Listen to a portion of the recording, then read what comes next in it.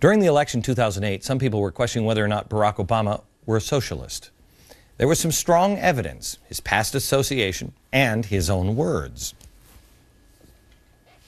I think that there was a tendency to lose track of the political and community organizing and activities on the ground that are able to put together the actual coalitions of power through which you bring about redistributive change. Everybody's so pinched that business is bad for everybody. And I think when you spread the wealth around, it's good for everybody. Okay. Redistributive change. There was also his voting record that rated farther left than socialist Bernie Sanders. Now, don't take my word for it. I mean, this is from the annual National Journal ranking here. Most liberal senator in 2007, Barack Obama, passed the socialist, left of the socialist.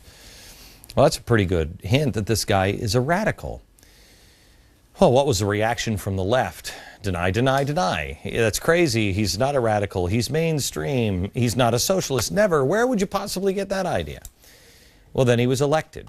And immediately, Newsweek celebrated with this title. I remember holding that up on TV and saying, we are? I thought nobody was a socialist. I thought that was wrong to call somebody a socialist. I thought it was politically incorrect. Then the president started to govern. And the more he governed, the more he, quacked like a duck, walked like a duck. And so people started pointing that out. Well, Obama's reaction, well, of course, that's crazy, over the top, it's dangerous. Listen. The kindest of terms you're sometimes referred to out in America is a socialist. I think that when you listen to Rush Limbaugh or Glenn Beck, it's beyond that. It's pretty apparent, and it's troublesome. You're not mopping fast enough. That's a socialist mop. America, I want to make this very clear to you. This started about Barack Obama. And the more I got into it, the more I saw this network that he had cobbled together. No. That had been cobbled together, and he was brought in. This isn't about Barack Obama. This isn't about the next election. This is about our country. And this has been going on for a very long time. Progressives in the Republican Party are socialist light.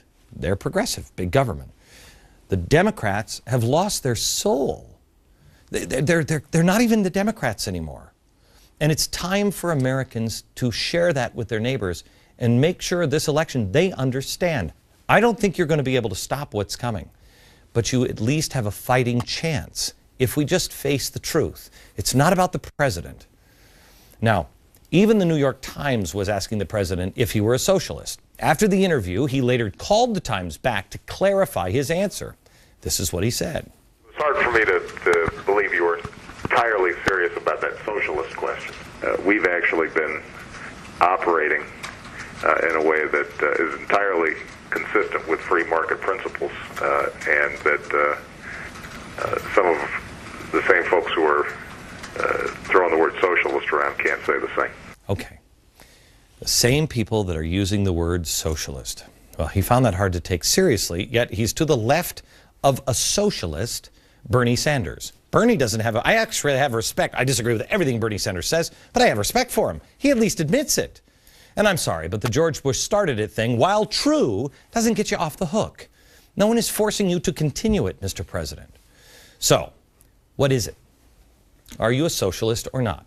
Will you denounce socialism as a failure that it is, or not? Well, he'll never answer that question. No one in the press will even ask that question. I've got a phone here. You know who has the phone? You know who has this number on this phone? The only one that has that phone is the White House. They have the phone number. Have they called? Never. Never.